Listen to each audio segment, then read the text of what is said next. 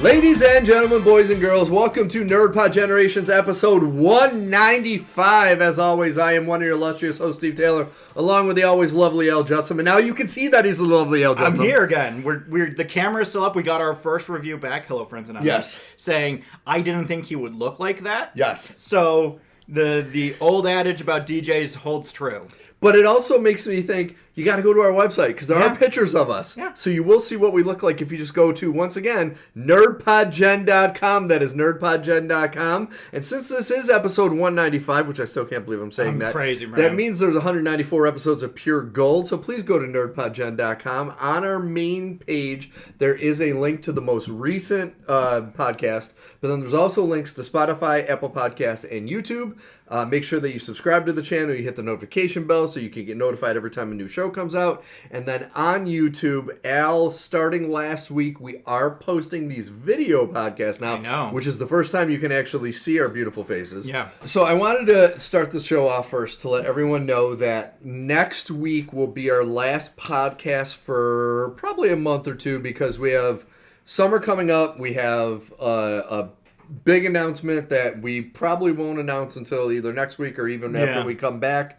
But something big is happening in the Judson family that will be... It's all positive, folks. It's all positive. It's all good news. But it will take up a lot of time, especially over the month of July. So we're going to be taking a little bit of a hiatus. Yeah. But we will be back, because this is 195, next week 196, so we're closing in on 200. We're going to get to 200 before the end of the summer. Oh, yeah. I thoroughly believe that before the end of the summer we will get to 200, because that means that we're still back by August. Yes. So assuming we'll still be back by August, but we will be taking a small hiatus, which we do every now and then. Yes. Especially, usually we'll take it around like the end of November for the Christmas holiday and all that. I like to think of us as the USFL, not the USFL, that's the wrong one. That's the wrong one. The UFL, the current iteration. Yes. We are spring football. In all the seasons where other people are taking their breaks and are stepping away, that's when we get on stage. We are the backup act.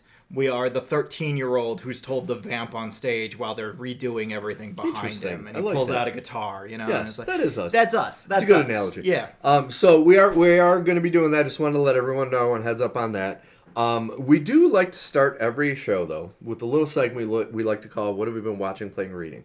I want to start real quick. I don't know if this is my brain chemistry now or just the state of modern TV. So because we have been watching Vox Machina, and there's another show called The Mighty Nine, which is great, we're going to be talking about in a later episode.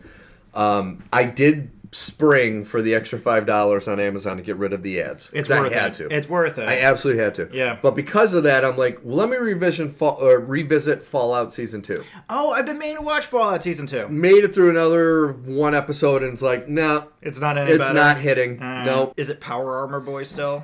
No, he's actually better in this season. Really? It's just blah. There's nothing exciting or punchy. It kind of falls on the same tropes where it's like, let's have a gruesome kill, or let's have the ghoul say something cool or look cool, and let's have I think her name's Lucy. Lucy. Let's have Lucy just be so dumb and so sweet. It's like, I'm tired of that. I think she might actually be Lucy McLean. Or something close to it. It's something in that. Maybe it's because her dad is Kyle MacLachlan. Well, that could be too. Yeah. So I gave that a chance. I'm like, nah. But then I also recently I did a brief trial membership of Apple TV, because luckily, even though you've done trial memberships in the past, if it's been long enough, they'll let you do another one. Nice. And there's a show that I've heard great things about called Margot's Got Money Troubles. I've been meaning to watch this. Elle Fanning. Yeah, How do you feel about the level of nudity in this show? It wasn't that big a deal. Okay. Like, it's nudity. Yeah. It's not done maliciously. Like, it's not done. She's a cam girl. It's part of the story. But it's also like in the first episode, it shows her how she gets pregnant with this professor of hers, and you're like, all right. Who I think is the kid from Sky High. He is this kid from Sky High, and he looks just like he was. He hasn't aged. His hair's a little wispier, but that's. But it was okay. Yeah. Like it takes too long to get to where it's going in a lot of places that it kind of bored me. Oh, really? Okay. And then I thought, okay, maybe it's just me. Because, like, I really wanted to see that show because I heard great things. And I kind of was bored by it. So I said, you know what? There's another great show that might be more in my wheelhouse. The show that everyone's talking about called Widow's Bay. And it's kind of like a Stephen King type of show. Who's in that one? It doesn't really have any big names. Okay. But it takes place, like, I've only made it through the first episode. It takes place on this island. And it's kind of like, imagine a Stephen King story like The Mist and put Jaws in it, and that's what this is. Okay. And the only reason I say Jaws is because you have the mayor is trying to get this reporter to come to write about the town to build up tourism, but then all these things start happening and people want to close a restaurant, they want to close this, and he's like, no, don't, you got to keep things open. So that's where you kind of get the Jaws thing. Okay. But, like, even that, I'm like, this is just taking so long. Like, it's kind of boring. Yeah. And I don't know if it's... Like, I want to say it's me because I've been... The media I've been ingesting lately has been a little bit more exciting, and it's been keeping my attention more. But then I'll go back and watch older TV shows that are slower, older movies that are slower, and I'm still into those. Yeah. And so I don't know if it's... the story and the writing. Story and the writing and the pacing. Yeah. I think that's the thing I'm having a hard time with nowadays, is the pacing is not great. The pacing has slowed down because there seems to be, at least in my experience, this, like, need to stretch everything out. Especially, like, granted, most of my current TV watching is Marvel, where that's, like, all they do.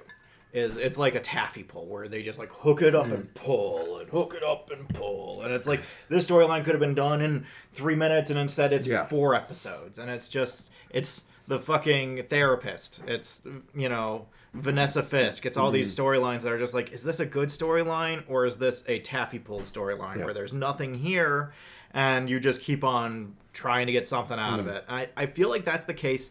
That's been the case with some Netflix shows. That's been the case with definitely some Amazon shows for me. There have been several Amazon shows. That was the problem with Jack Ryan season 3 and To Degrees season 2. Was just like these storylines where you're just like, is this like... This seems like we're taking a really long time to get here. And in the case of something like Vox Machina, which we're going to talk about today... One of the episodes we're going to talk about is a heist episode. The episode before that ends on, like, kind of this, like, big reveal cliffhanger type thing. And you're like, whoa, what? And it starts up, and the next episode is the end of the heist. And you're like, did I miss something? I thought I missed an episode. I literally went back and was like, was there an episode that I missed? What am I doing? And so it's like, if the story and the characters are compelling enough... Yes. The moments, because it felt like at the end of one episode we were going to immediately move into the next big thing. And in a way we did, but it was so circuitous in how we got there that it literally made me, you know, pull out of the episode and check and make sure, like, hey, which would theoretically break Burger's first law. Yes. That show keeps you hooked the entire time, whereas some of these other shows, you know, there are moments where you're like, oh, I thought we were going to go straight to XYZ, but instead we've now decided that in order to get to XYZ, we have to pull off and go get, you know, PQR over here, and that's going to take us to this place, and that's going to take us to this place, and then 3 episodes later, we're finally going to get to the spot that we talked about 3 episodes ago. Well, and I'm wondering if this is just a byproduct of streaming services, to where when it was on network TV and you had 1 episode a week, you had to keep people's attention. Yeah. Because they would click away. They would click away, and they would not come back, because if they missed a couple episodes, there was no way for them back then to actually go back and watch them until they got rerun either during the summer or the following year. You miss 3 episodes of ER, you're done. Oh, you're done. Exactly. Yeah. You miss any bit of the story. And when we're here, it's like, well, you could just go back and rewatch. Kind of what I did with Fallout, because I had started on season 2, and the commercials being so frequently is what lost me. Yeah. But then I also remember the storyline didn't really have me.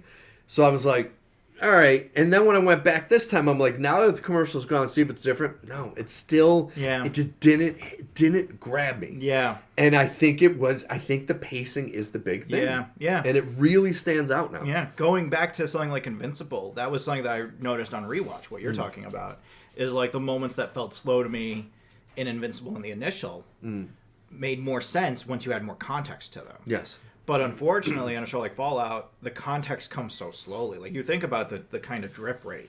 at which we got information. And even then, we still didn't get all the information. Like, we get a big flag that says New California Republic, and that's it. Like, we don't know anything else about it. Meanwhile, we go into vaults, and we're going around places, and we're meeting this weird kid who's getting turned into a ghoul. And it's just like, is any of this important? Is any of this the whole thing with the Armored Brotherhood, the whole thing, like, is any of this important? Yeah. None of this feels important. It feels like there's something else way more interesting over there. And instead, I'm just stuck running around with these chickens that are supposed to be keeping my attention, but I don't care about that. I want to know what's over there. Yeah. And, Attack on Titan, when they would have those moments where it's like, oh, there's chickens, this is the problem right now, even though there's this big mystery over there, the chickens were still so compelling that you were like, I want to know what's over there, but I have to resolve this first. This is just like, okay, all right, let me get you, okay, and I'll pick up this one, okay, and then I'll get, it's nothing. No, I agree with you. Yeah. I agree. After the TV, I was like, I kind of got down on it, and I'm like, well, let me go back into my movie back catalog, which, for those of you who have been listening, I have been rewatching my movie catalog. And I decided on an old favorite, which it's been a minute since I've watched it. And yes, I'm old. I got my glasses. The Adventures of Buckaroo Bonzai Across the Eighth Dimension. Hell yes. I was just talking to my dad about this movie. Holy shit. I was just talking to my dad about this movie. Okay, so folks, for those of you who don't know, Buckaroo Bonzai is played by Peter Weller, a.k.a. RoboCop. He is a adventurer, brain surgeon, scientist, rock musician, samurai who travels the country with his group of Hong Kong Cavaliers, which are musicians, scientists, and fighters. And none of them are Asian. The doctor that he works with is Asian. The only one. Yes. The Doc Brown character. The Doc Brown character. But the cast in this, okay, Peter Weller, John Lithgow, Dr. Emilio Lazar, who is incredible. I could talk about him and Big Booty. Oh my god. So good. Ellen Barkin. Speaking of Jeff Goldblum. Doc Brown. Christopher Lloyd. Lewis Smith as Perfect Tommy, which is still... Perfect Tommy is just the greatest name. So it's Robert Ito as Professor Hikita. Ronald Lacey is the president who's in Traction. And those of you who don't know, he's the guy in Raiders of the Lost Ark who has the hanger that he pulls out. He plays the president in Traction, which blew my mind. I forgot about it. Let's not forget about Clancy Brown. Carl Lumley, a.k.a. from Alias and also Martian Manhunter. And he was also in Fall of the House of Usher. Exactly. Vincent Schiavelli, who, for those of you who don't know, the movie Ghost, he's the ghost that Patrick Swayze runs into in the subway, who teaches him. But he's been in a million different movies. He was, which James Bond was it? Tomorrow Never Dies, which I actually really liked. He's the hitman that goes to kill James Bond, and they have such a funny interaction. Yeah. I just absolutely love that guy. Dan Hedaya, who's a very big... He shows up as one of the Daves. Dude. Or Johns, one of the Johns. One of the Johns. He's one of the bad guy Johns. It is the most batshit crazy fucking movie. I love this thing so... Like, it is pretty much the epitome of what you would call a great bad movie. This is the ultimate cult film. Oh, yes. This is the ultimate cult film because, like, there are just moments that make no fucking sense. And they don't stop, and they don't apologize, and they barely bring attention to it. I'm looking at you, double-decker couch guy that sells them, like, fucking used cars. I'm looking at you, watermelon in the middle of a vice that Jeff Goldblum walks past and says, is that a watermelon? And then just keeps going. Yeah. I'm talking about Jeff Goldblum being a brain surgeon from New Jersey, dressed as a cowboy, full on with fucking spats, with like tassels and spurs and a giant hat. And the part that really jumped out at me, and I forgot about this, so there are like volunteers who are part of his group. And one set of volunteers is a dad and his like 8-year-old son who rescue him. But then they go on a mission to infiltrate the alien, or I shouldn't even say alien, interdimensional species lair. And the kid has a machine gun, and he's going in with them. And I'm like, holy fuck. And he kills a bunch of the bad guys. It's crazy. It's insane. And then, probably the craziest thing. So, spoiler on a movie that's from 1984. So, what is that? 42 years old. Yeah. Clancy Brown's character gets killed. Yes. Like, midway through. He get fridged. He does. But then the ending of the fucking movie is the greatest... credit scene in the history of movies because it makes no fucking sense. It's the best. So rhythmic walking is the best. They are. So it starts with just Buckaroo. Just Buckaroo. And then he's just walking. Mm-hmm. Like, it looked like a empty reservoir in, like, Los Angeles or something. That's exactly what it is. And he's walking, and then slowly the rest of the cast, the good guys, start filling in behind him. And that's the credits, is them walking and, like, turning corners. Walking to the beat of the song. Clancy Brown's character shows back up. Jeff Goldblum in his cowboy outfit. And it's fucking insanity. All the Hong Kong Cavaliers. Yeah, all of them. Isn't Ellen Barkin a princess or something? No, in this? her name is Penny Princess. That's it. And so he's putting on so he's doing brain surgery and then goes in the quickest cut from one scene to another, goes from brain surgery to a rocket car because him and the scientists have recreated a way to do interdimensional travel. Well, the flux capacitor has a name in this. I can't remember what it is. It looks just like the flux capacitor too. And then after he gets done like traveling into another dimension, he goes to put on a rock concert to where the venue guy's like screaming at him like he's this no-name fucking musician. Why are you here? Yeah, and then he goes in. During the concert, this Ellen Barkin's character's crying, and so he puts the spotlight on her and says her name is Penny Princess, and everyone laughs at her. And so he starts singing a song to her, and as he's singing to her, she puts a gun to her head, and a waitress walks by, hits her arm, so she shoots the gun in the ceiling. All of the Hong Kong Cavaliers drop their instruments and pull out machine guns. Yeah. And then she gets put into jail, but then since she is the dead ringer of his former girlfriend who died, he brings her out of jail, and then now she's his girlfriend. Insane. It's fucking nuts. It's insane. The logic of it is never there. It never stops for a logical moment. Good in the performances are fucking spectacular. The internal logic of the movie makes perfect sense. Yes.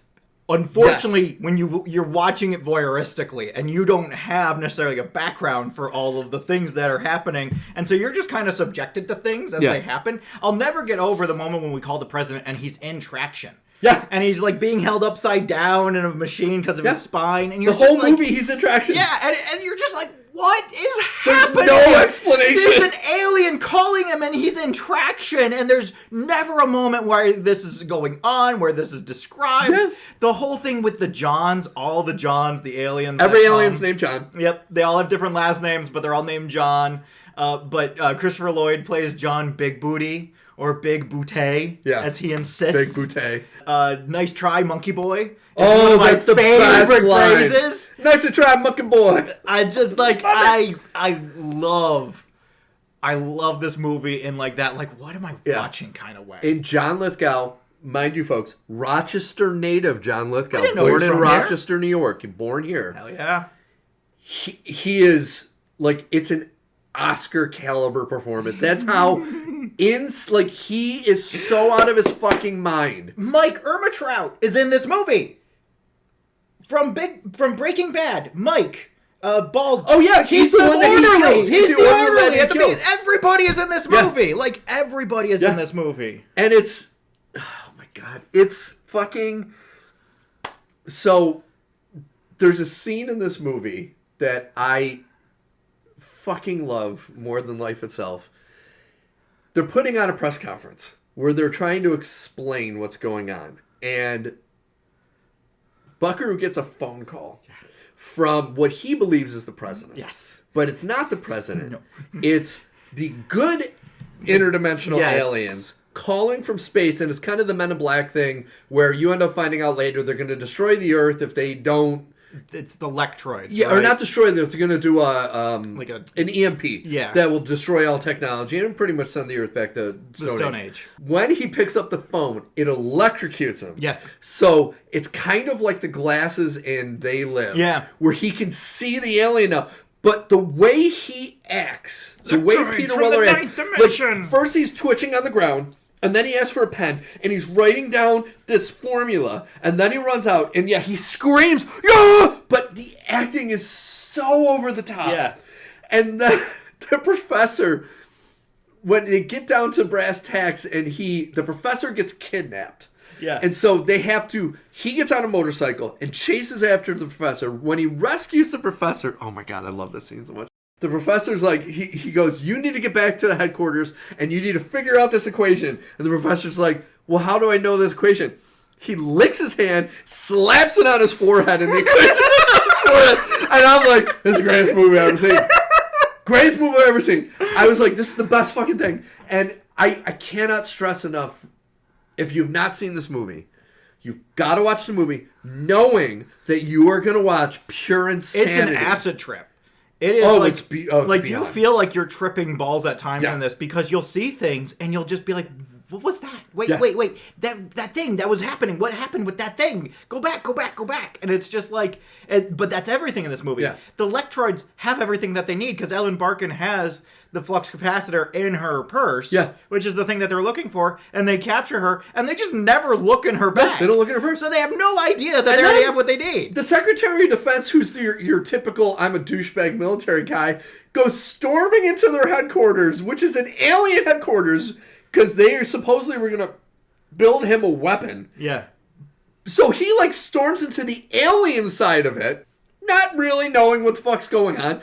And they have Ellen Barkin on a table, and Christopher Lloyd's character is setting up this alien creature that looks like it is a slow-moving slug from the Wrath of Khan. Yeah. And he's setting it up, and the Secretary of Defense is just like, you promised me a weapon.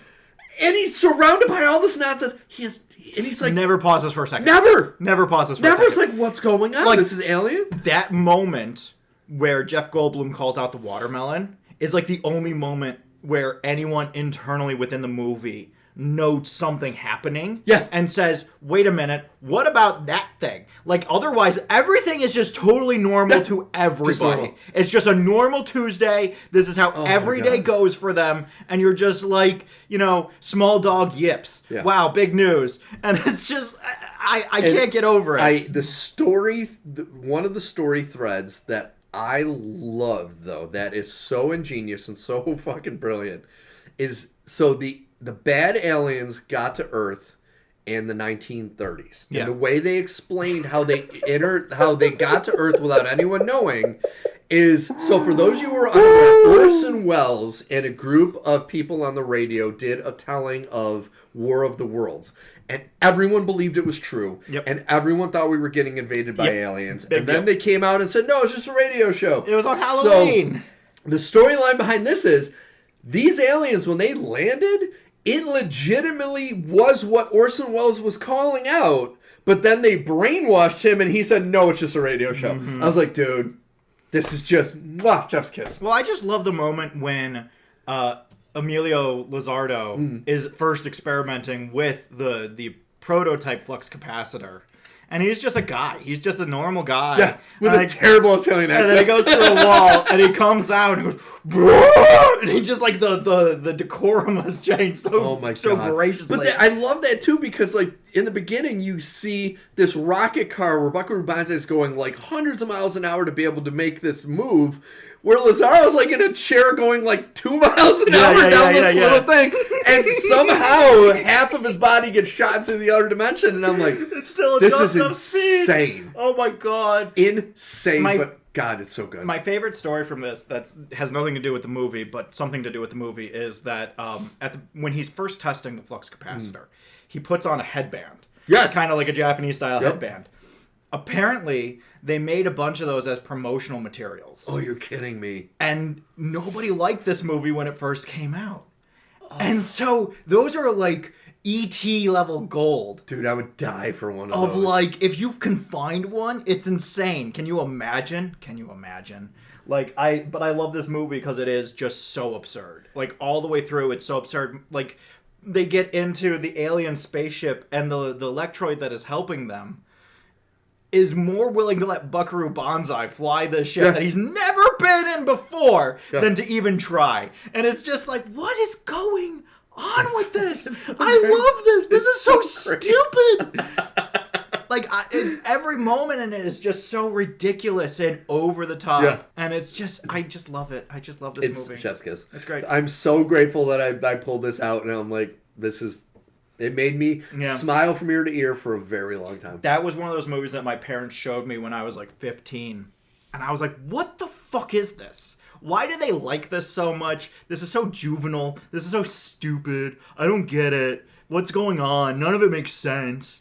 And then you watch it again and you're like, oh. Totally get it. I get it. I got it. I figured it out. It's meant to be fucking insane. It's meant to be crazy. Yeah. The other idea that I heard somebody talk about when they were reviewing this is that they want this to be remade with Keanu Reeves as Buckaroo Bonzai now.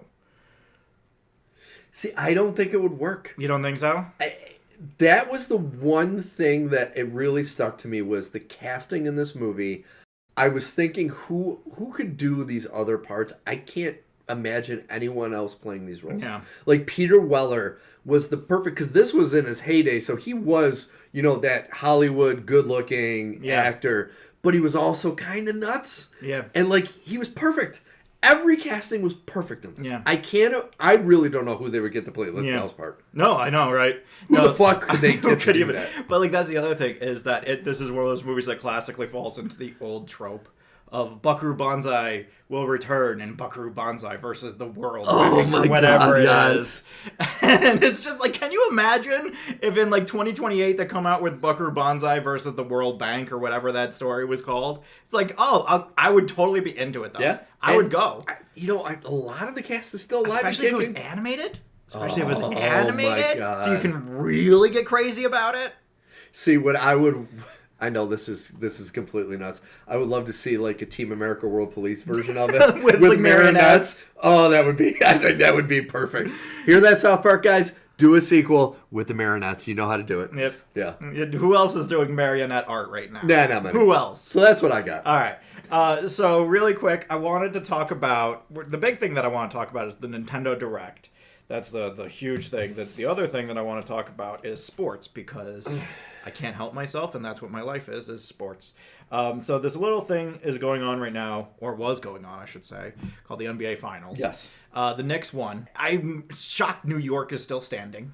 I know. Have you seen any of the videos? Oh, everybody and their cousin who lived in New York was out on the streets last night. It looks like pure mayhem. Even people who I verifiably know do not care about sports were out in mass, excited and celebrating. Yeah. And I will say it has given me kind of a little bit of pause at times, because there's so many bandwagon jumpers.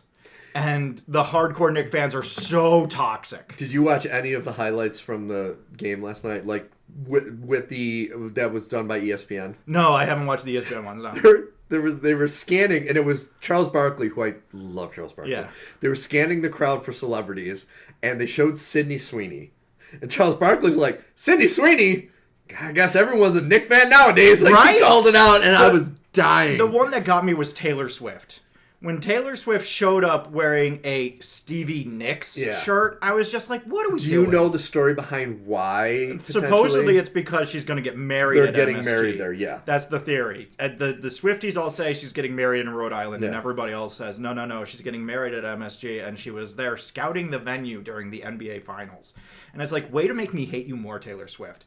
On top of everything else, I didn't like you to begin with, because I've always found your music, while catchy, to be very... me. And then you go out and you date these men, and then you have these nasty breakups, and you're like, they wronged me. And I'm like, if this keeps happening over and over and over again... What's the one thing that's not changing, Taylor? And so then you have the whole thing with the Chiefs. That hasn't helped anything. No. And now she has 2 private jets, and I'm just I'm recycling out of my ass to try and figure out a way to save the planet. I'm driving an eco car to try and save the planet. And Taylor Swift has 2 jets, so she can just go wherever she wants, whenever she wants, or have anybody go wherever they want. And I'm just how is this fair? And then she shows up at the Knicks game as the ultimate poser. Yeah. That's why I love Finals MVP Jalen Brunson.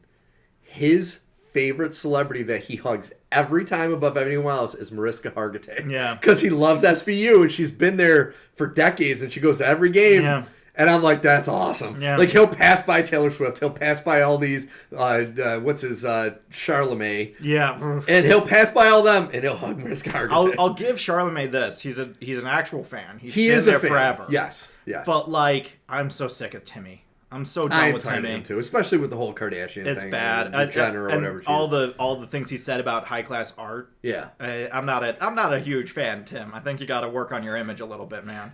Or maybe just take a break. Dune 3's coming out. Maybe take a break after that. That'd be nice. Step away. You got money. Yeah, you got plenty. You don't need to be here right now. But it was just really fun watching, because I don't have any streaming services that play sports right now, which is kind of a problem. And so I'm literally watching a YouTube stream of the people outside MSG watching the game. And so you can hear the play-by-play in your ear, and then you're just watching these idiots crying and weeping. At one point, one guy, when it was like 90-88, he was like, we won, and there's still like 20 seconds left. I'm like, dude, you gotta shut up. Like, this is how you guys always blow it, is you have some idiot one brain cell guy who is just like, we did it, and there's still time on the clock. There is this is a small tangent, a famous video clip of Indiana Pacers versus Chicago Bulls in the playoffs when Larry Bird was the coach of the Pacers. Reggie Miller hit a 3 to put them up by like 2 points with, it was like 2 or 3 seconds left in the game. They were in Indiana, the entire place, players, fans, losing their shit. And Bird is just sitting there with his arms folded looking at the clock because he knows Michael Jordan's on the other team. And he had zero expression. Yeah. And that's what people need to understand. It's like, just like you're saying, dude, you still got time left. You can't. I've lived through, much like millennials have lived through more once-in-a-lifetime events. You lived events. through the 13-second game. I lived through the 13-second game and the Music City Miracle. Yeah. I was on both sides of the drought, okay? I was there before the drought, and I was there after the drought. There was a brief period in between during the drought where I was like, fuck this shit, and I tried to be a Chargers fan because they had Doug Flutie. And that worked for a little bit because LaDainian Tomlinson was compelling, and then he went to the Jets, and I was like, well, I don't really like Phillip Rivers. And Antonio Gates is cool, but he's like the only guy I like on the team, so I guess I'm just going to go back to being a Bills fan. And then I endured another like 10-plus years of the Bills being absolute shit. Taylor, this is what real fandom is. You don't just join the most popular big team as they're about to win a championship. That is the ultimate loser move. That's what billions of dollars does to like somebody, it just shows that you have no capacity. Like, not just her, anybody, because I've seen a bunch of people do this recently, who they couldn't name 3 Knicks players from 2 years ago. They don't know anything about the Knicks. They don't know when they traded with the Timberwolves for Karl Anthony Towns. They don't know anything about any of this stuff. But the Knicks are winning a championship, and so they got to jump on the bandwagon because everybody is so excited about it. And it's like the only people I want to hear about from the experience of Game 4, which was, if you haven't seen anything about Game 4, that might be one of the greatest games in NBA history. That was pretty amazing. It was. I'm not saying it is the greatest. I'm saying it's up in the top 20. Well, it was the greatest comeback in playoff history in the NBA. It was. So. People were saying that it was more devastating than 28-3, which I don't know about. I think that might be a bit of an overreach, but it was bad. It was rough. And just watching the actual fans of the Knicks who have been waiting for this for decades. My favorite was Larry David. When the guy goes up for the finger roll and misses it, and Larry David practically collapses. See, I would put the 28-3 just because in basketball, your offense is always on the court. Yeah. Football, your offense is not on the field. And can be held off the field. And can be held off, exactly. Yeah. So I think that would... Yeah. I know it hurts you to think that, but I agree, because this is the thing. I will never miss a chance to hate the Patriots. Yeah. I will never pass up a chance to hate the Patriots. Side note, one thing that is driving me crazy right now in sports is the amount of people, I don't want to generalize and say female reporters, but people in general, who are my age, who grew up watching the Patriots. And the reason I say female reporters is because the ones that I'm thinking of all clearly had crushes on Tom Brady when they were in their late teens, early 20s. The way they fawn over the Patriots now. And like just the amount of Patriot fans I have to deal with on a day-to-day basis. Some female reporters more than others. You know what I'm talking about. You know what I'm talking about. Wink, wink. And it's just like, God damn it. Yeah. God damn it. I'm so sick of hearing about the Patriots. Now people are talking about it like, I wish the Chiefs were bad and I would take the Patriots back. You don't know what you're saying. You have no conceit of what you're arguing for, okay? That's the dumbest, most asinine thing I've ever heard. I would rather be ruled over for 20 years indiscriminately than have to deal with 5 years of Patrick Mahomes. It's like, stop. Listen, I hate Mahomes too. I didn't know Mickey Mouse was a fan of them. Right? But these people are Mickey Mouses. They're so stupid. They say these things and they don't think about what they mean. I gotta say, I don't really watch. I watch football still. I used to live and die basketball. I don't really watch basketball anymore because, for the most part, it's unwatchable because all it is 3-pointers. Everyone travels. Everyone double dribbles. It's the Euro step makes me crazy, dude. Some of LeBron James can take 12 steps. What is this? That's a travel. Yeah. They don't call that anymore. I also have not watched basketball my entire life. I have a passing interest in basketball. The biggest thing is that I can't find a team I like. I grew up liking the Kobe Shaq Lakers. And then once you get older, you're like, oh, the Kobe Shaq Lakers are kind of like, they're the Yankees, you know? And I'm only recently a Yankee fan. That's a story for another day. I never had a team in basketball, and that's still my problem. Every season I come in, I'm like, maybe these guys, maybe these guys, maybe these guys. And then it's just like, I don't want to be a bandwagoner, so I can't like the Warriors, even though I like Steph Curry. Am I going to like the Timberwolves? No, because that's very volatile, and it could go bad at any time. And I don't want to be a bandwagon jumper. Yeah. So then I have to like the Wizards. I'm not going to like the Wizards. No. They're constantly Nobody tanking. likes the Wizards. What the hell? But I was a Celtic fan growing up. That was my thing. Yeah. But the one thing that I really appreciate and give Jalen Brunson, I think, is I'm so happy the spotlight's on him because, and I hope there's not like skeletons in the closet that are going to come out. He seems like the perfect face of any sporting entity on Earth right now. You know the running theory with his skeleton? No. Is that he is the East Coast version of Kawhi Leonard in that his salary is being paid through a shell company where he doesn't have to do anything. He just gets money. And that way they can pay him whatever they want and keep on under the cap. Well, I don't know about that. That's Dolan. He's a piece of shit Trump lover. Dolan is a menace. He's a piece of shit. But when he got the job with the Knicks, Brunson, when he got traded to the Knicks and he signed his new contract, he signed it for $100 million less. He's still making like $120 million. That's what I'm talking about. But the $100 million that he didn't take because he said, I want you to give that money. I want to build a team. Yeah. So my hope is that this is truly what has happened because I'm always under the impression, and I know I'm going to give Tom Brady credit for something I know you hate. He had said once. He said once where he was making far less, and he goes, I'm still making like $10 million a year. If I can't live on $10 million a year, there's a problem. Hey, we have a new one of those. It's Josh Allen. Josh Allen took a quote-unquote sweetheart deal in that he took $4 million less than the highest grade. Like sweetheart deals nowadays, but that's what makes this sweetheart deal really stand out because sweetheart deals nowadays, like the Mahomes, he took a deal for years. Now he's getting paid $500 million again, and it's like, no. For the next 2 years, and then it's going to change again. Like Allen, the thing that I like is that Allen said, I have my truck, I have my house, I have my wife, what else do I need? But that's the thing. It's like, why are these players asking for these $200-300 million? $100 million over 4 years. If you can't survive on that, I know you're going to get, say you get half of that when everything's said and done. You get $50 million. $50 million is enough for you and 3 generations of your family to live comfortably without ever having to work. Well, you run into the Latrell Sprewell issue. Do you remember when Latrell Sprewell... How could I ever forget that piece of shit? He was like, I'm just trying to feed my family. Dude, you make... The reason for that, too... him in Game 4, he was on the sideline with all the former Knicks. Which... He's a Knicks legend. But that statement, for anybody who doesn't know, it was in regards to the NBA was enforcing a dress code. That basically said, when you come to the stadium, you have to look good. You don't have to wear a suit necessarily, but you have to look good. You have to look put together. You can't look like... you just fell out of bed. Yeah, like sweatpants. You have to look good. And Latrell Sprewell said, well, then you better give us a stipend because I don't have enough money to spend on suits. I'm trying to feed my family. Yeah. And it's just like, dude, you make like $10 million a year. Yeah. what are you talking about? There's been a lot of that lately, of the rich crying poor and saying, it's always how it is. Well, I'm not liquid. Listen, all of my money's in investments. I'm not actually a billionaire. Then you're not rich. Then you need to fucking pay taxes on that goddamn money. Yeah. Oh, it drives me nuts. No, it makes me crazy. It makes me crazy. So, NBA Finals, if you haven't checked it out, Game 4 is really great. We're going to pull really quickly into the trailer park just for like one or two things. I wanted to mention Gato because Gato looks interesting. It looks good. It's a new Pixar movie about cats. With different animation style than what they're used to. Very different.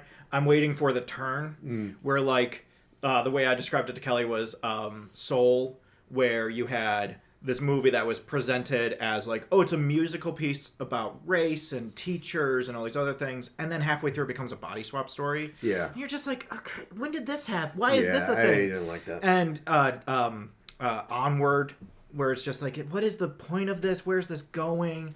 And just like a lot of these movies recently with Pixar, Elemental, where it's just what's going? There's this whole basketball game that happens. It's too formulaic. There's too many things going on, and they don't seem to correspond with each other. And I'm just waiting for, with Gato, what's going to be the thing? What's going to be the thing where it turns out that this is actually about a long crusade with dogs? Yeah. You know, like what's going to be the thing that's going to happen? That's going to change the entire spin of what this story looks like. Because right now it just looks like it's a cute story about cats. And I'm totally down for a cute story about cats. But, like, I don't know. This looks kind of baffling to me in a weird way of just, like, I don't know enough about it. To the same degree, Dog Stars looks interesting, but I just feel like I don't know enough about it. Yeah, great cast, great director. It's a Ridley Scott movie with Jacob Elordi, who was Frankenstein, and Margaret Qualley, and Josh Brolin. And James Brolin. Wow, yeah, I know, hating yourself. I am dating myself. It looks great. It looks like a spin-off of The Last of Us. It does. And I'm just left kind of being like, but what's the overwhelming threat of this? Yeah. Is this a virus? Is this a zombie? Is this an alien? The world is clearly ended. Obviously ended. There's cults. There's this guy flying around with his dog in a plane. That all looks compelling. I'm a little concerned that the dog disappears halfway through the trailer when the action starts happening. That's worrisome. And so, like, I don't know enough about it. It looks really interesting. I guess I don't need to know what the fall of the universe was, but I feel like it would be more compelling to know, like, should I be expecting zombies? Yeah. Right now, all I see are just, like, the other humans that have survived. You know, the general survivors attacking each other. The thing that kind of caught me wondering exactly what this is about is the main characters. You know, if this is a post-apocalyptic world, they kind of look really put together. Like makeup and hair. He looks like he just walked out of Abercrombie. Yeah. And it's like he's got the scarf, and it's just perfect. He's got the patterned flannel leather jacket with the big ruffle, and his hair is just perfectly muscled. And so it's like, okay, what's going on? Yeah. Yeah, I don't know. I wish I had just a whisper more information, because I'm interested in some elements of this. The idea of this guy in a plane during the post-apocalypse, going from place to place, kind of stories of the post-apocalypse. That sounds interesting. It also still sounds a lot like The Last of Us. Yeah. It looks like it's just going to be another one that was like, oh, he finds a cult, and then the cult tries to tries to bring him in, and then something happens, and either the cult's evil or it's not evil. We'll get back to that in a second. Yeah, seriously. And I want to know a little bit more. Like, when I saw the trailer for 28 Years Later, not only do I know what it is because of the branding, I know what it is because they show me what it is. Yeah. They show me that there are these monsters and that you are running from the monsters. Mm-hmm. And even if you had never watched any of the 28 movies, you would be able to look at that and instinctively know, hey, this is what this is what the pacing on it's probably going to be, this is what the characters are going to be, this is what the background's going to be. I just don't feel like I have enough of that here. Yeah. It's not a bad thing. We always talk about trailers giving away too much information. I just feel like I don't know enough in general to be, like, committed to it. Yeah. And I've noticed, and this is, I'm going to give Tarantino credit for calling this out, I've noticed lately Ridley Scott movies, the quality's really dipped, and it's guy's in his 90s, right? Or he's late gotta 80s be in his or something. 80s. Like he's old as shit, and it's like, it's true because like you look at the recent Scorsese movies, it's like I think like the name Ridley Scott on a movie does not carry the weight that it used to. Maybe if he's in a producer role, but to be doing the day-to-day directing. his work has taken a massive hit. That's what makes Disclosure Day so interesting, is that it's still Spielberg being Spielberg. If anything, it's Spielberg going back to it is, but I've also Spielberg heard trope. Some of the negatives I've heard about Disclosure Day fall into the same thing. Yeah, where it's like it's Spielberg, but it's kind of fallen off a lot. Yeah. So I don't know. I'm interested in this, but I don't know. I don't know. Ultimately, I can't commit myself to watching it simply because I don't know enough about it. Things I know too much about.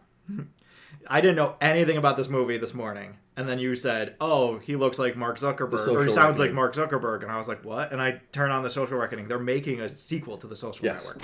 And it's Aaron Sorkin and everything. Yep. It's like the whole kin caboodle. It is a sequel to The Social Network. Jeremy Strong plays Mark Zuckerberg. And he sounds just like Mark Zuckerberg. And he does look like an older version of him. So almost that's the only problem. Yeah, he looks too old, but his voice, it's fucking eerie. It's spot on. It's so spot on. It sounds like AI. Yes. Like it's so on that it's incredible. And so the whole movie revolves around the whistleblower that came out a few years ago that said that they know what they're doing to kids and to the world with their algorithms and whatnot. And in fact, that they're leaning into it, that's part of their business model. Exactly. Which has always been the thing with Facebook. Hey, do you remember when Facebook's business model was move fast and break things? Yeah. Do you wonder why we're in the situation we're in now? Yeah. They broke some of the things that we weren't supposed to break. And this is why I am not on Facebook, and my children will never. I'm not on Facebook. As long as they're under the age of 18, they will never be on Facebook. I have a Facebook that's linked to my Instagram, and I go on Instagram. I'm so glad Instagram put back in guardrails.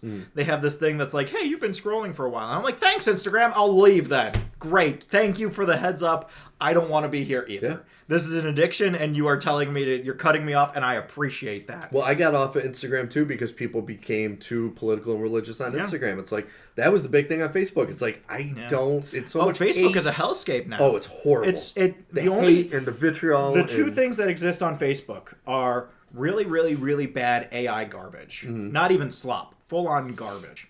And political views slanted by bad reporting. Yes. And incentivized journalism. Yep. And it's just like, I don't need any of this then. Yep. See ya. I'm out of here. But unfortunately, not enough people are like us and still cling to... I'm shocked at how many people are still on Facebook. Yeah. People that I really love, who I'm like, why in the world would you still use Facebook? They just find it too utilitarian. Yeah. There's too many upsides to using Facebook that they would have to abandon to get rid of Facebook. I've heard this from people about literally every social media platform.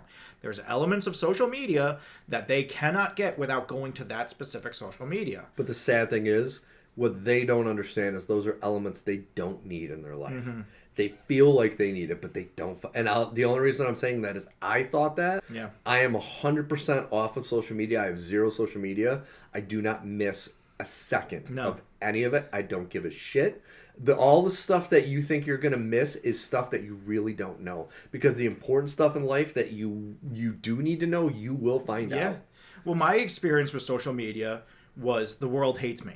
And it wasn't the world hates me because it was outwardly telling me. It was the world hates me because nobody would ever do anything on my social media. I'd make posts, I'd say things, and no one would see it. There'd be no views. Or my mom would be the only person that liked it. And it's like, why am I doing this to myself? Why am I going out and putting my heart on the line and really caring about this only to have the algorithm make it so that nobody sees my post and there's absolutely no traction and I end up feeling unloved by the people who I know in real life love me because social media has tricked me into believing that I am unpopular simply because the algorithm says that I am not so much of a person that deserves to have my stuff seen by the people who actually are supposed to see my stuff.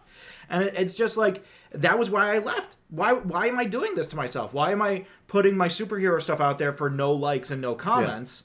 Oh, wait, it's because it's not reaching anybody. It's not being algorithmically programmed to reach people. And the friends that I have 200 people that they like or follow. So there's just nowhere for my stuff to fit in. And it just algorithmically gets thrown off to the side and it's never seen by anybody. And I'm left being like, oh, I guess nobody likes my stuff. I guess I should stop making it because no one likes it. And it's like, that's bullshit. And that's the thing that everybody goes through. Yeah. And especially when you're in a incredibly emotionally vulnerable place, like your teens and early 20s, It turns out that can be outrageously damaging. Yeah. Cyberbullying is the biggest push for kids in that very delicate stage that take their own lives. And it's like, no, these are idiots. Like I tried to, I'm happy my son, I've been very open with him about playing games online, playing like Fortnite online, turning off the voice chat if he's playing with other people. I'm like, because they're going to say shit to you. And it's going to be mean. It's going to be mean. And they don't know you. No. They are just jerks and assholes, and it makes them feel better about themselves. Yeah. But there are a lot of parents out there that are not giving that talk to their kids, and they're going on social media, and they're posting a picture of something they paint, and then somebody says, you're a terrible painter, fucking kill yourself. Yeah. How do you fucking deal with that if exactly. no one's there to help you? Or you have something that's like, you're a woman. Yeah. In a man's scope of like, oh, games, or something else that men have said, this is our clubhouse, and there's no girls allowed. Yeah. Okay, so you got to get out, because there's no girls and there's no homers. And in Simpsons reference, if anybody doesn't know. But like, I look at this and I'm just like, this is the way that we treat each other. This that's is how we why I do love. things? There's a video game journalist named Alana Pierce. She's from I love Australia. Pierce, yeah. Yep. She became famous because back in the early 2010s, she was playing online, and this kid was talking about how he was going to rape her and do all this violent stuff to her. So instead of just like breaking down, she contacted his mother. Yeah. And said, "This is what fucking this is what your son's saying." And holy shit, I was like, "Dude, you're an idol." Like I hear, and she has severe depression and psychological issues, but she knew enough to say, "I'm not going to fucking deal with this shit." But how many people have that like in them to fucking just say, "I'm going to go on the offensive"? Yeah. Because most of the people doing it are fucking think so low of themselves, and they have such low self-esteem that it's like they feel better doing that, and if you just confront them with it, they will crumble. Well, not only that, the other problem is that they want to bring you down to their level. Oh, absolutely. The trolls want to rip you down, and it's like there are trolls, I'm realizing, at every stage of society. It's not just an online thing. There are trolls everywhere of just like, oh, maybe if I do this, I can fuck with somebody a little bit. It's like, why? What do you get out of that? Yeah. What joy do you get? You get like a small dopamine spike in your brain and goes, oh, I did a thing, oh. And it did irreparable harm to someone else. Oh, good. Good for you. That's why I love all these super conservative Christian, not only commentators, but politicians that go out of their way to own the libs and make the larger part of our society feel bad about themselves. And it's like, is that really Christ-like? Yeah. Is that what Jesus said? If they don't think the way you think, make them feel bad about themselves and feel like they should really not be alive. And then they immediately turn around, and when those things are done to them, they cry foul. Exactly. And they say, you're being so mean. It's the same as, I love My Hero Academia, but there was an entire storyline where they tried to make the villains the heroes by explaining that they were just standing up for their own spot in society. And my point was, yeah, but your spot in society is inherently tied to the harm of other people. Yes. And so therefore I cannot abide it. We're not talking about, oh, you're not allowed to go in that store, you're not allowed to eat that thing, you're not allowed to go in that place. We're talking about, you're not allowed to hurt people because it makes you feel good. Yeah. Those are two wildly different conversations. Oh, very different. And it's just something that I feel like we've lost track of in modern America, is like, hey, but you know that whole golden rule thing is about treating people the way you want to be treated, though, right? Yes. Like, you know that, you remember that part, though, right? That was the whole thing. The rules go, as I recall, Christians, because I spent a lot of time in church, the rules go, love God, love your neighbor as yourself. I don't think Jesus stuttered. Yeah. I mean, I know 10 Commandments, but same diff. Guy's working off the same playbook. He's still running the same rules. But now it's treat people the way you're being treated. And it's like, no. You need to treat people the way you want to be treated. Yeah. So if you're being treated badly by others, you don't treat other people bad. Yeah. You treat people the way you want to be treated, which is good, and then that will end up reciprocating back onto you. Yeah, exactly. And it's like, they don't get it. So in short, the social reckoning looks... I know this. That's what we like to call a tangent, folks. We go on them. It looks like an Oscar movie. That was a deep tangent. It looks good, but like at the same time, it's going to be severely depressing. Yes, very much so. Something that wasn't necessarily severely depressing, but left me kind of wondering about some stuff was the Nintendo Direct. There was the one big thing at the end that they said. Yes. And then there were a bunch of other things that kind of also got sprinkled in there. This was a Steve Direct. This was interesting. This was a Direct made specifically for me. Yeah. Because it gave me the 3 Switch 2 upgrades for the 3 Xenoblade games. Yep. It gave me a new Xenoblade game coming out, Xenoblade Genesis. Gave me Fire Emblem's release date, which Fire Emblem was one of my favorites. Yep. Gave me a new 3D, 2D Final Fantasy game, which looks incredible. I'll say this about that. It looks incredible. I wish they had done what they used to do for the cutscenes back in the day. Oh, because you remember how it was back in the day. Like back the PS1 cutscenes. Back in the day, the way that it worked was that there was an understanding that the in-game graphics were going to be extremely limited because of the need for, data space. Yeah. You only have so much space. You can only make the graphics so good because of a bunch of different qualifiers. And so the game is going to look a certain way. Yeah. But then the cutscene starts and it looks dope as shit. Yeah. It looks so good and so polished, and you get to see what the characters would actually look like if you had the graphic quality that you would want to have. Yeah. This does the opposite, where it's like, these are the graphics. This is what it looks like. And then the cutscene starts and it's pixelated and it looks like it's on a RGB system, and it looks like it's on one of those old tube TVs, and it's just like, I don't know that this looks as good as you want it to look. And I grew up at the time when this was just how games looked, and there were ways that they compensated for that. I feel like you're leaning too far into this. You're not understanding what the joy of the nostalgia is based in. Mm-hmm. The joy of the nostalgia is based in like, oh, this looks like the games I used to love, and now you're moving away from that actively by continuing to use that. I can understand that. I just the Xenoblade games, I did already download, so the first patch for the original Xenoblade Chronicles Definitive Edition came out. I did download that. I still have to get in and play that again. Mm-hmm. But then spread out over the next few months are going to be doing the other 2 games, 2 and 3, which 2 luckily ran like shit on Switch 1, so I'm excited to see what that one looks like. Yeah. I do have to, I know we're going to get into some of the games, so let's start. I see you have it pulled up. I have it pulled up. I don't know anything about the Rhythm game, so I'm not even going to talk Rhythm about it. I know the fact that they did so long on that to start, I was kind of... I have no idea what it is. Kelly told me it's a franchise. I was like, cool. It was a big DS, I believe, is where it started. Okay. It was a big game on that, but it's like... To put 4 minutes to start your Direct on it. There were a few moments in the Direct like that. Yeah. Of like, wow, we're spending a lot of time on Which this. I get it. I understand not every game's for me. Not every game is going to be my liking. Right. But you want to... I'm big on you want to start something with something that's going to catch everyone's attention. I also had attention. that exact thought. When we were watching, I was like, this is a weird place to start. Yeah. Because it's before anybody even shows up on screen. It's literally the very first thing that you see is this long trailer for Rhythm Heaven. And you're like, okay, all right. And then the guys from Nintendo finally show up and bring you into the Direct. But it's just like, and the first thing that they talk about is Pokemon. It's like, why wasn't this the first thing that you started with? Pokopia is the biggest game in the world right now. Start the DLC as that is Shouldn't that be what we talk about here, is that you're coming out with DLC? Another thing that Nintendo has sworn off of in a lot of games recently is like, we're not going to do DLC and for this. I'll tell you what, a lot of people are pissed with this because they're like, this is what they should have done with Animal Crossing back in the day. Yeah. Well, and I'm not saying they're pissed with this because they're excited to get this content. They're disappointed that they didn't do this with Animal Crossing. Exactly. But like even if they didn't start with Pokopia, my son, the one game where he jumped out of his seat and lost his mind was Wii Sports Resort.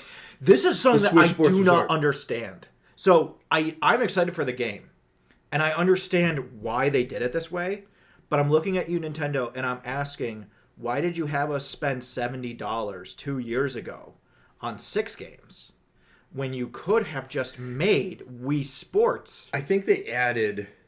more games after the fact. For the first they added Sports. 2 more games. They added 2 more, that's so right. So they went from 6 to 8. 6 to 8. Which is still less than in the original Wii Sports. And they just came out with Wii Sports Resort. Because there was so much hype around the other one, the Switch Sports, They came out with what we all wanted out of Switch Sports in the first place. The only thing I can think of is they did this because they wanted to follow that trend. Oh, I'm sure. Of sports and sports resort. Because I did love Switch Sports, but it didn't do as well, which kind of blew my mind because it was pretty fun. It was fun, but my issue is this can't be a full price game. There is not enough game here to call this a full price game. There's just not enough content within this game. This is a $30 game. This is not a $65 game. And then you bring out Wii Sports Resort and you're like, this is what that should have been. Yeah.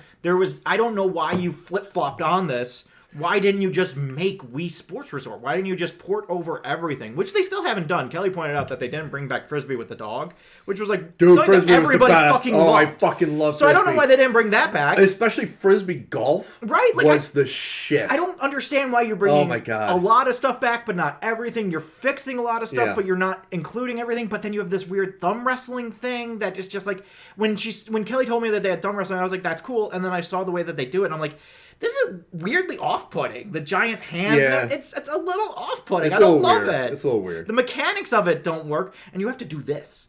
Yeah, I know.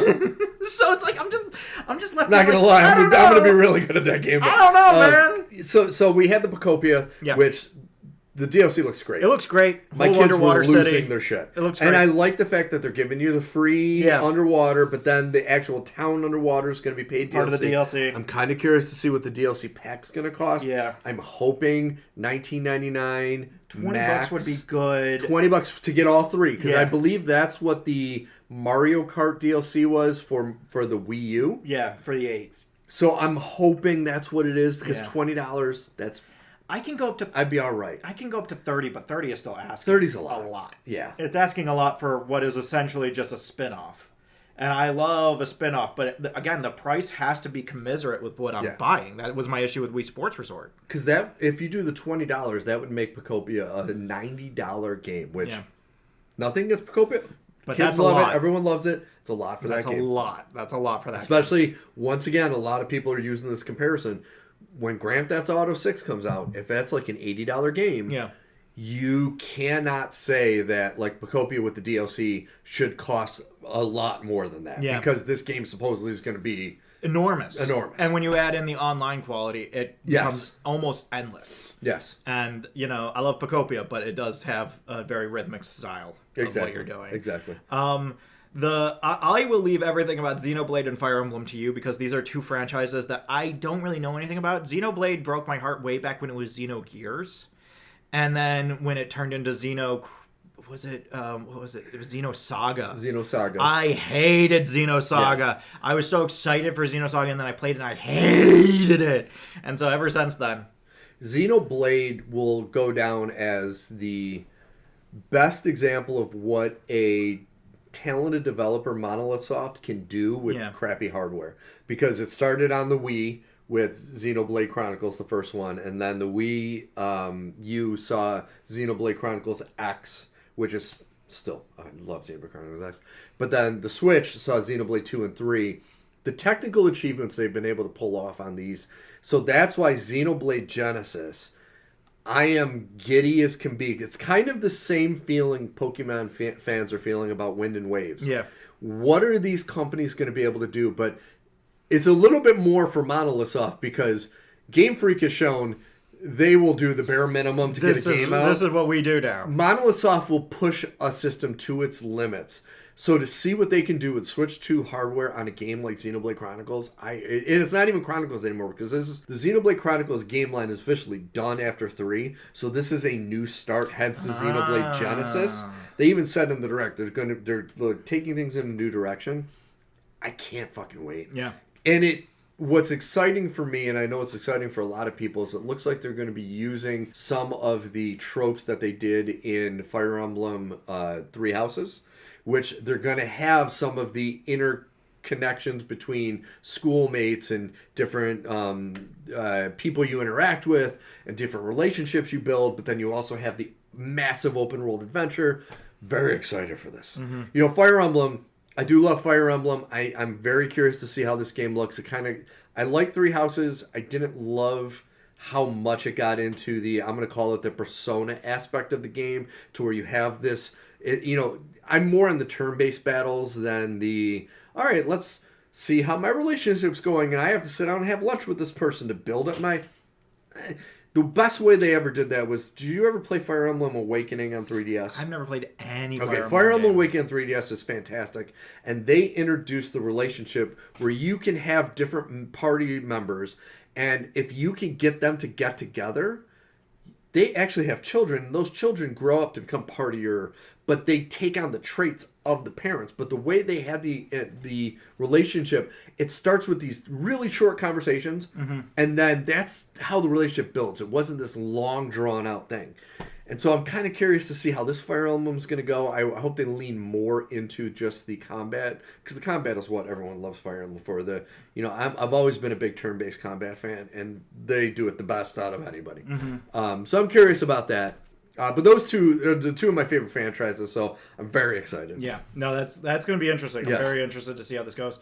Something I don't care about, Splatoon or Duskbloods. I don't care. In Duskbloods, it's kind of frustrating. They didn't really show much. They didn't show anything about it. They showed 2 seconds, and they're like, "Oh, we're going to do an open beta, pretty much." Until I saw that it was the From Software, I wasn't sure if this was the Dark Souls for Switch until I saw that, and I was like, that's not good advertising. But it's going to be more of like a looter shooters. Oh. And so where you have to go get something and take it out. And so I don't know how that's going to work in this universe.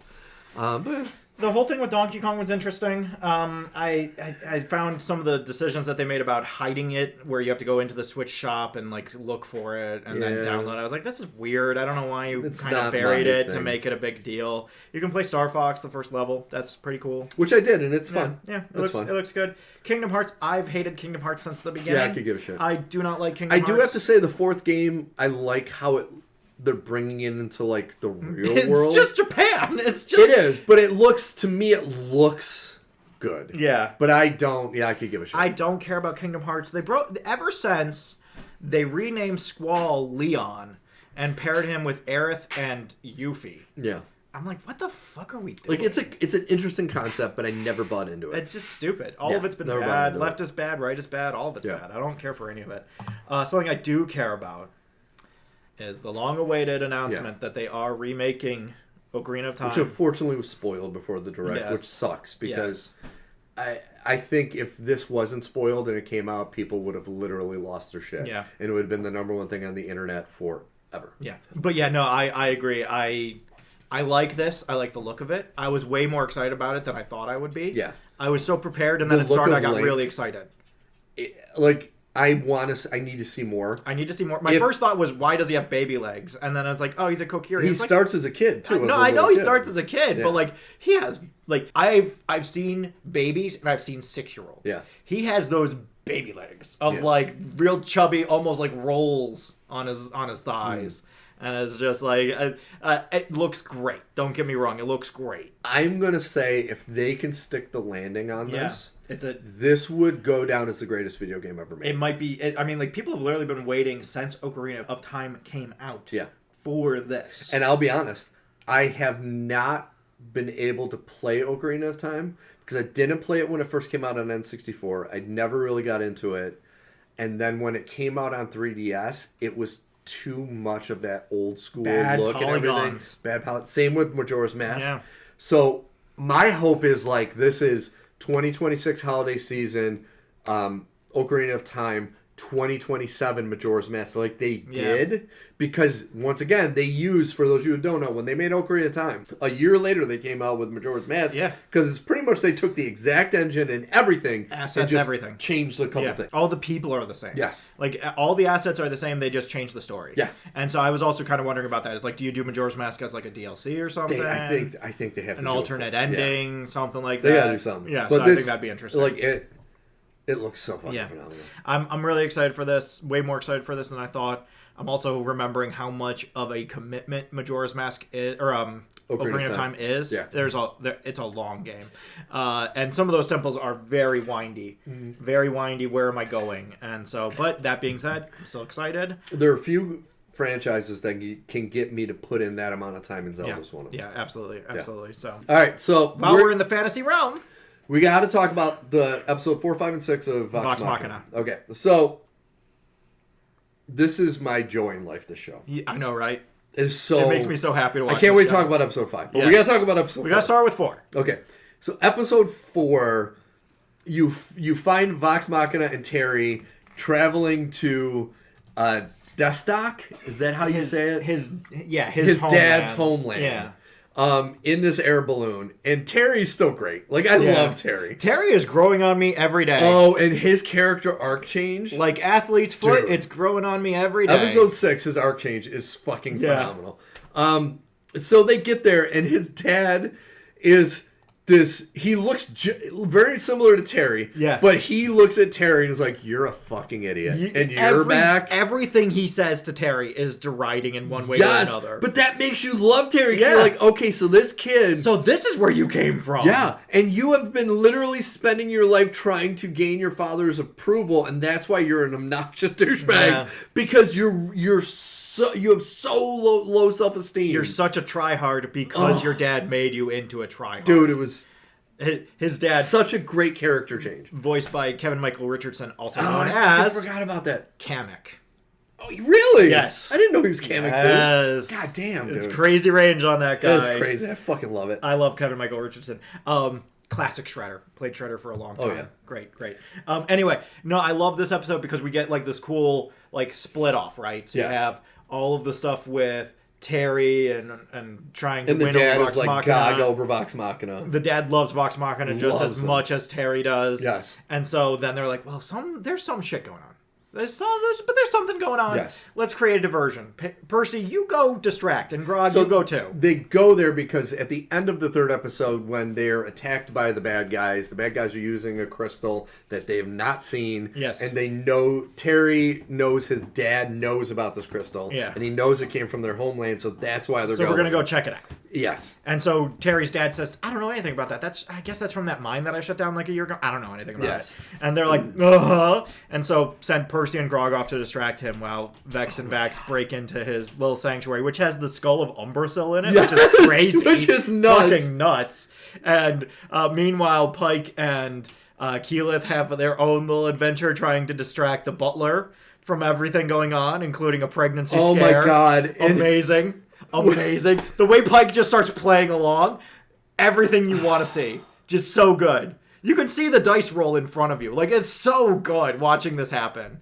And so when Keyleth sprays water on Pike's crotch, it says, oh my god, your water broke. Your water broke. She's like, dude, oh, I am pregnant, aren't I? And then when Vex sees her for the first time and says, what the fuck is wrong? Why is your pants wet? Holy fuck. Long story. I love it. That was so fucking brilliant. So good. So Vex and Vax, of course, find the secret ledger that says that this mine is, of course, being used to mine this new stone that is being used for this shadow magic. And Terry is also there for this revelation. But Terry still is making up excuses. He's like, I can't believe my father's rivals are doing this to him. And everybody's like, you gotta be fucking kidding me, pretty much dude. slapping him, like, wake up, you fuck. And so they go off to this mine to try and figure out what's going on. Meanwhile, Percy is trying to distract old man Winter's over here, and he is just going on and on. He has this Darrington has this whole wall of cameras, like surveillance mirrors. And so he has to, Grog and Percy have to move quickly to try and cover their tracks. And this is what I love about this is sometimes the show delves so deep into the nerd. Yeah. And when Terry's dad pulls out the deck of cards of infinite possibilities, dude, I'm like, that is the nerdiest fucking. Yeah. I was like smiling from ear to ear. He pulls out it's like this deck where it could be anything. It could be good or bad. Yeah, it could kill you. Like you could die. Yeah, anytime you use it. So Darrington flips over a card and all the silver spills out of his pocket. He's like, oh, it's silver. It's silver. Whatever. And Grog pulls one and it turns into a unicorn. You're like, wow, a unicorn. And then the unicorn becomes, shall we say, vicious? Yeah, like a demon corn. Dude. Shooting magic everywhere. Oh my god. So they end up getting into this. The unicorn's destroying everything. Terry's father's loving it. He's having the time of his life. Greatest thing. But during the fight, and then they finally get the unicorn, they kill it. But when they kill it, it's right in front of the mirror showing that Vox Machina is breaking into his mind. And he's like, what the fuck? And so he uses this totem, which originally he threw away, even though... It made me wonder if he does or doesn't know what he has. I think he knows. I think he knows. He knows everything he has. He just doesn't care. I think he was it. playing it off. Yeah. And so he gets them caught in these stones. He basically gives him stone bending. Dude. And Grog is trapped with this dead unicorn. The ending of that. This has been my life for 3 hours! Oh my god.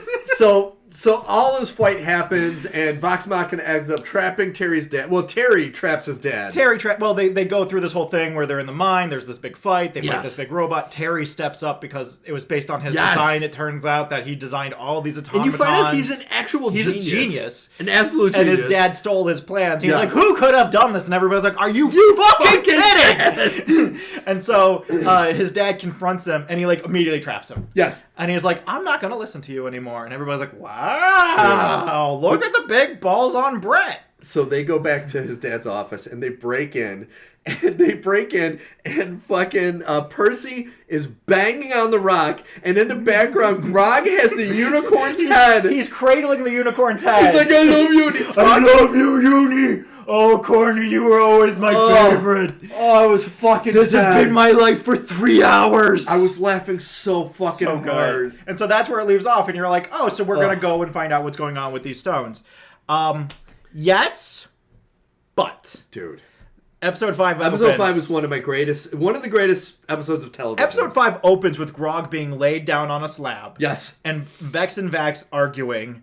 And Percy and Keyleth and Pike arguing. Yes. And something clearly having gone wrong. And you're like, what the fuck is going... I thought we were going to... I thought we were getting answers. What happened? Yeah. Well, 5 hours earlier. Yes. and it's Percy laying out a plan. Yeah, he just has a like heist George plan. Clooney. Yeah. And then the opening credits are Ocean 11 credits. Yeah. And I'm like, this is going to be the greatest episode ever. This is so great. Dude. And so they go through, they're breaking into this basically like super library religious order. It's a magician religious vault. And so they're breaking in. They have a book that will tell them about the Whispered One because that's what Pike had a big vision. Yep. And that told her like, oh, the Whispered One. Okay, so we got to go look for the Whispered One. They break into this place. And to do this, they break off into a few different teams. Yes. And so you have Pike is playing the Grease Man, who was the Asian acrobat in Ocean's 11. And so she's in a crate underneath this item plate that Terry is bringing to donate. He's donating it. Yes. As Barry Barrington. Which is my favorite trope. One of my favorite tropes is when someone has to come up with a name, and they take a real name, and they just change the first 2 letters. Yes. The one that I always think of is The Good Place, when they need to come up with a name for one of the guys breaking into heaven, and he's a big Jaguars fan, and they're like, not Blake Bortles. And he says, Jake Jordals! It's like, Barry Barrington! All right. And so they go in, they're giving this thing over, and immediately people are like, what's going on with this? But what I love is Terry beforehand, he's like, I'm a great actor. I'm the best actor. I can definitely do this. And he's completely blowing it until the head of the order is like, well, I will take your chest down. And then all of a sudden, dramatically, he breaks into the story. And it's breaks into the story about flaming dolphins in a sea of fire. Oh, my God. And it's just like great. amazing. Because he's explaining how he got this breastplate that reflects fire. Yeah. And so it's just like, all right. So Vex and Vax, they get this potion of truth. And they're going to use it. No, it's a necklace of truth. Yes. And they're going to use it. They get all this stuff from Gilmore at the beginning of the episode. And so Vex and Vax have this thing, and then Pike has a potion of intelligence. And I do love how Gilmore so desperately wants to fuck Terry. Yeah. And Terry at the end's like, okay. All right, if that's the deal. All right, if that's all it's going to take. I love it. But they have these 2 items. Yes. And Vex and Vax are going to use the one item to get the lock so that they can get Pike and Grog out of the vault, because what they need is in the vault, so they're sneaking Grog and Pike into the vault. They're going to find the thing. Pike's going to drink this potion, get really smart, learn where everything is, learn what's going on, and then report back after they break them back out of the vault when all this happens. Yes. Meanwhile, Keyleth and Percy are in charge of turning off the security system for the vault so that, the magic creature that is protecting it doesn't get activated. Yes. Also, there's an anti-magic field, so they can't use any magic, which includes getting Grog out of the magical Pokemon that he's in. Exactly. So anyway, all these wheels are spinning, great. and you're watching all these things happen, and inevitably everything goes wrong. So Vex and Vax do get a guy. Yes. And they get uniforms, and they get the combination, but the potion of truth or whatever it is that they use... Because Vex puts it around her neck, also and it affects both of them. It creates a field that is following them. Yeah, so the secret that Vex is married to Percy, she tells Vex, and then he gets pissed at her, but then tells her his secret that he's dying. That he's dying. And it just creates this whole fucking thing. My favorite is when they're walking along, and Vex just kind of offhandedly says, you know, that outfit makes you look good. And Vex says, your outfit makes you look dumpy. Yes! And she's like, what? And you're like, wait a second. Wait a minute. And then you see the glow and you're like, oh shit. Fuck. And it's just like... it's a better version of the joke they were trying to do in Justice League when Aquaman was sitting on Wonder Woman's lasso and starts saying how hot she is. That was a bad way to do it. This was a great way to do it. It was because so it keeps good. coming up, and then they go, shit. Yes. And so they say something. They're like, some guy comes up to them, and he's like, why aren't you at your post? And they're like, because we're breaking into the vault. Shit! I love it so much. It's just so good. Every time it's so good. So as if this wasn't fun enough. Yes. Keyleth and Percy have kind of the least plot line, which is still interesting. Yes. But they go in, they break into the security system, and Percy is supposed to coach Keyleth through all this, but then he gets accosted by a fan. Of Scanlan! It turns out Scanlan has a traveling show. Yes! Which includes all of Vox Machina. Yes! And this guy needs to know about the fancy fop in the White Tower. Oh my god. And so this makes me even more, I can't wait to see Scanlan. Yeah, I'm very excited. I can't fucking wait! And so that all goes to shit. Yeah. So now the security system isn't working, so Keyleth just breaks it. And so that activates the monster in the garage. And so they're like, okay, well, we can at least get Grog out of the Pokeball, and we can start doing the thing. Pike almost blows out her back trying to do it on her own. Yes. And then Grog, when he gets out of the Pokeball, is like, oh god, it smells so bad in there. And he drinks the potion of understanding. Because he's so thirsty. And so he immediately is like... It's like that episode of The Simpsons when Homer gets the crayon pulled Taken out of his brain. hat and he's smart all of a sudden. Yeah. My favorite is when he gives Pike the gauntlets that make her big. Oh my god. And she grows to like, Grog size. Yeah. She grows just to Grog size. Yeah. Like she's almost as big as Grog now. And so now Grog is going off and learning all the things and being really smart. But she loves being big and strong. Oh, yeah. And so there's this whole thing of like, okay, so now Grog has to learn all of this stuff about what's going on. And Smart Grog is one of my favorite things. He's so fucking It's so great. good. He's I so love great. Travis Willingham, and I love Smart Grog. It's amazing. We're going to talk about Fjord when we talk about Mighty Nine. Yeah. Same guy, same voice. Guy. Yep. And just same character in a lot of ways. Like smarter versions of the same character. Yep. But I love Smart Grog. I think that's so funny. And so all of this collapses in on itself. Yep. They end up running out of the temple because Keyleth basically says, fuck this shit. I'm done. I'm done with subtlety. We are getting out of here. We are getting everybody out of here right fucking now. And they do. They get out. And that's when we meet them. As Grog is unconscious. He's been slapped on the table. Vex and Vex are fighting. Percy, Keyleth, and Pike are at each other's throats about what happened and what went wrong. And then Grog wakes up. He's like, oh my god, get me a pencil because I have 68 seconds before I'm dumb again. But even their escape, like the head of the order is like, no one escapes this area. But then what's her face turns into the earth, and just starts breaking through fucking Keyleth walls. is just like, I'm fucking done. Yeah, I'm getting everyone the fuck out of here. We are done. God. This is over. We are getting out of here. Subtlety be damned. We are done here. It's so good. It's so good. And I love that moment where Terry at the beginning of the episode, still tied to a chair. Yeah. He just looks at it and it's like from heroes to zeros. And it's just like this is his first experience of seeing what happens when things go wrong with Vox Machina. And things still worked out.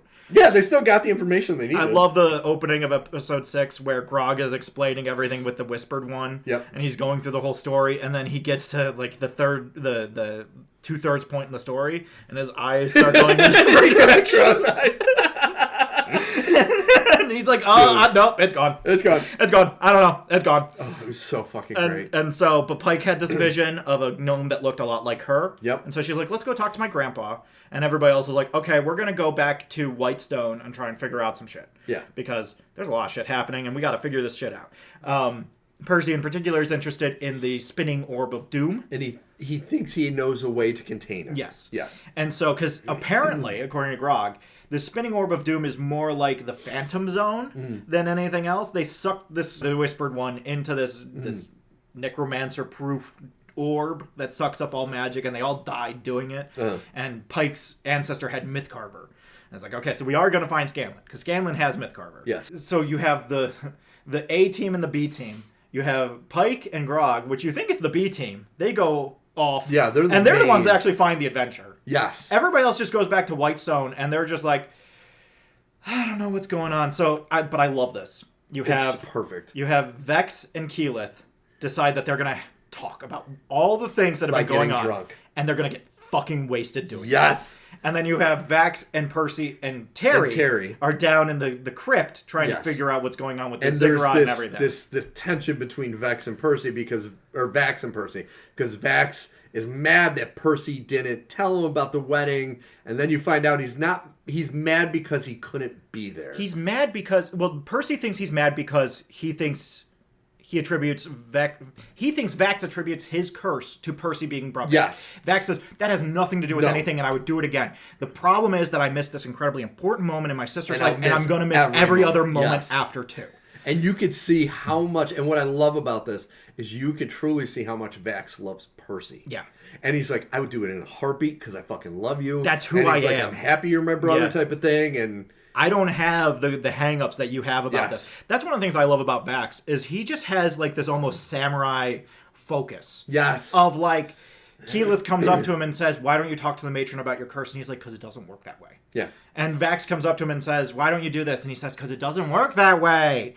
And Percy says, but you're so mad at me. And he's like, I would do it again. That's not what I'm mad about. That has nothing to do with what I'm mad about.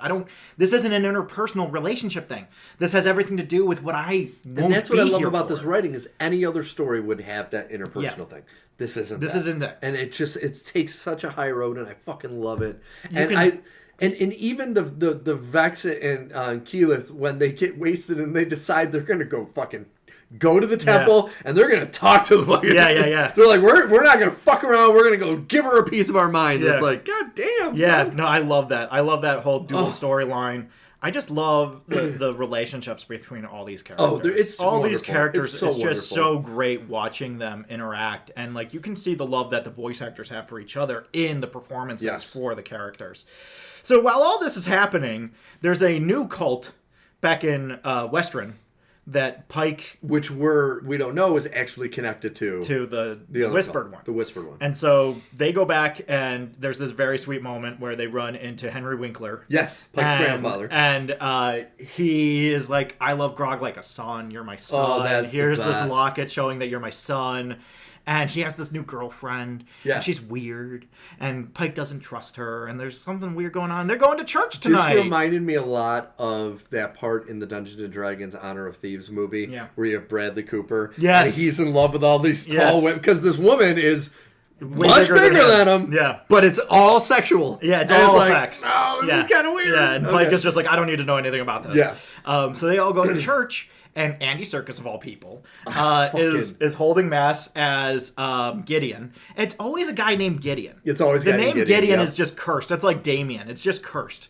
And so Gideon ends up being the guy behind all of this. He's the head honcho, man. He's the guy running the show. How much is he running the show? Andy Serkis. At the end of everything, so there's this whole rigmarole where Pike's grandfather is going to be sacrificed into the cult by his girlfriend, who is convinced that the only way to save him from the illness he has, he has this illness that's going around town that's based off of Umbersil's continued presence in the town by his just like the essence of what he left behind.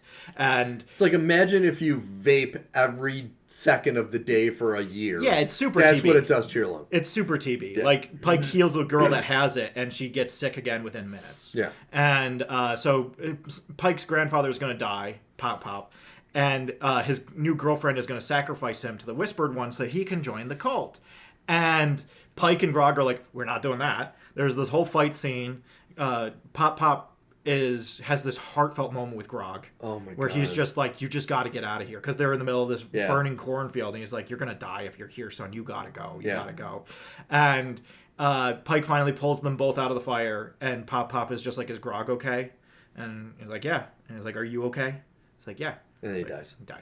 And then, who should show up but who they call the Necrotic Ninja? Yep.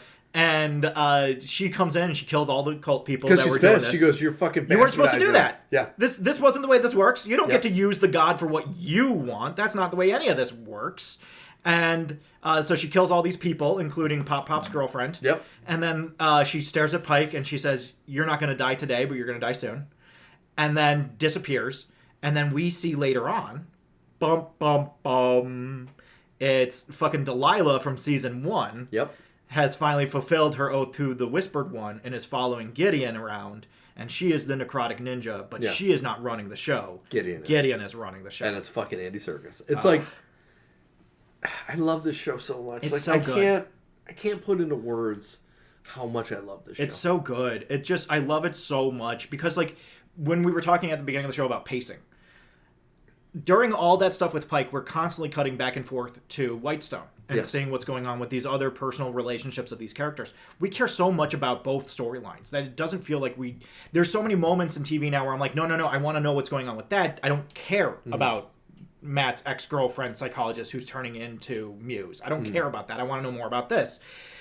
In this situation, I care just as much about both storylines. I care about Vax and Percy talking about things while Terry solves, because Terry, of course, becoming the genius that he is, solves the problem. He solves the problem by, and unfortunately, he has to sacrifice his robot. His robot in order to do it. But you're right. He strips off all his clothes first because he has all these magical stones ornaments on him that is affecting the procedure. But then he puts the stones on this thing Percy creates, and he does fix the problem. Yeah. And you're like, holy fuck. He finds a way to steal the Phantom. But listen, like, when he makes that change in front of Percy and Vax, where he starts speaking, like, insanely intelligently about things, and they're like, holy fuck. Holy shit. And he's like, I built the robot, though, right? Yeah. Nobody built the robot for me. I built the robot. Absolutely. And so it's just like, okay, all right, I'll buy it, absolutely. Fucking unbelievable. And so, but like as we're going back and forth between these three storylines, you never feel like there's this division of attention on any of them.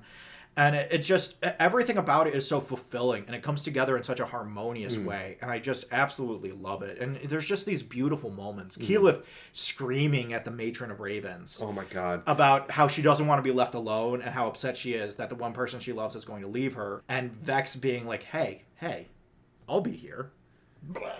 And then I love she pukes, and then Keyleth's like, "Well, it's not wasn't me this time." I fucking love it. But no, I agree with you. And I think the thing that I love the most about the show is, in different shows and movies that has groups like this, there's always that, well, we're family. Okay. Yeah. This is the first time that it truly feels like a family. Yeah. And I think that's the part that makes me miss Scanlon the most, because the interaction between him and Pike is I miss that interaction. You miss the horny uncle.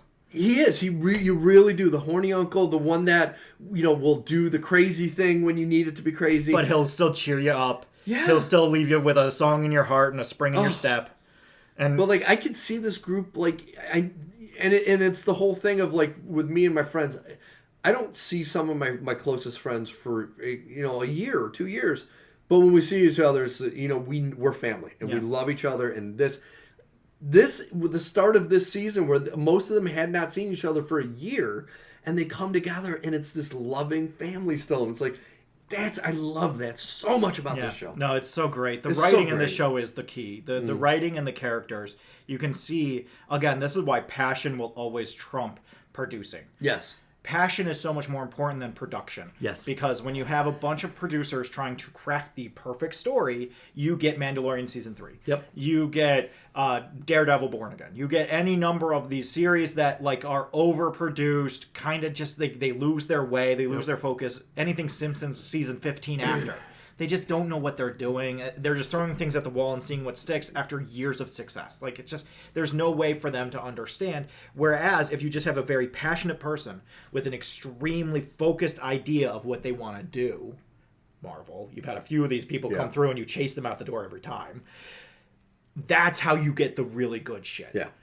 Deadpool, Vox Machina, these things that people have spent years crafting this storyline. They've been wanting to do this for so long. They know exactly what they're going to do with these characters, and then they go out and they execute on it, and it's perfect. This show exemplifies going off of what you were just saying. This is my Superman 77 compared to Man of Steel. Yeah. This has heart. Yeah. The other one is just a bunch of noise and a bunch of shit thrown together because that's what they think people want. Things you're supposed to have in it. This has heart, and it has feeling, and it has love, but it also has the humor, and it has the action. It has everything you want in a story. And like I keep telling my son, I can't wait till I can show you these. You know, and I don't necessarily want to keep him from these because of the violence and the swearing as much as, you know, he's seen, obviously we had the Mortal Kombat. He is very much anti, as of this point in his life, like nudity and sex. He doesn't know how to deal with those feelings. Yeah, so the fact that it doesn't have a lot of that, but it has some of that. It has enough. It has enough where I don't think he would like it. Season 3 has quite a little bit of sex at some point. It does, does. And even the beginning of season 1 with Scanlan and the bar. The shop owner's daughter or whatever. It has enough of that but like, I know that when that day comes that I can show him these, same with like the Castlevania series, he's going to be fucking beyond in love with it. Exactly. And I can't wait. Like, as a parent, you always have those moments where you can't wait to show somebody something. I cannot wait to show him these. Yeah. No, especially as big into D&D as he is. Like, this is, if you listening to us right now enjoy D&D, enjoy role-playing games, and have not seen this yet, get off your fucking ass and fucking watch these. It's amazing. This is D&D. It is. Well, this is fantasy. This is what fantasy should be. Oh, absolutely. This is like, we were watching a review of someone watch Black Cauldron for the first time. Oh, and nice. their big takeaway was that it was too derivative of other fantasy things. And I'm just looking at this and I'm like, well, you don't have that problem here. No. This isn't derivative of shit. Nope. This is like, you do whatever you want. There are rules in the world and you abide by those rules, but you can tell whatever story you want within those boundaries. Yep. And it's just great. And the boundaries are soft. Like, Percy, by D&D lore, would be a warlock. Mm-hmm. And he doesn't have the usual warlock things. No, he has it's a like gun. a steampunk warlock type of thing. Instead of having like a whatever the warlock move is, Infernal Bane or whatever it is, he has a gun. Yeah. Like that, but it's essentially just the same thing. And it's just like, it's so good, and it captures the ideas of fantasy and D&D so fully and so much better. I talked about this last week. I won't go into it again, but just like comparing this to some of the Marvel stuff and other things where the superhero stuff is like so buried in there that you can barely find it. It's there for like 10 minutes at the end of the episode. Whereas this is like straight up from the beginning, it's fantasy. Yeah. Like right off the top, it's fantasy. Every episode is fantasy. Even though episode 5, which had all of this, you know, heist stuff in it, was still fantasy based. It was still based in the idea of this being a fantasy heist. I agree. So great. So great.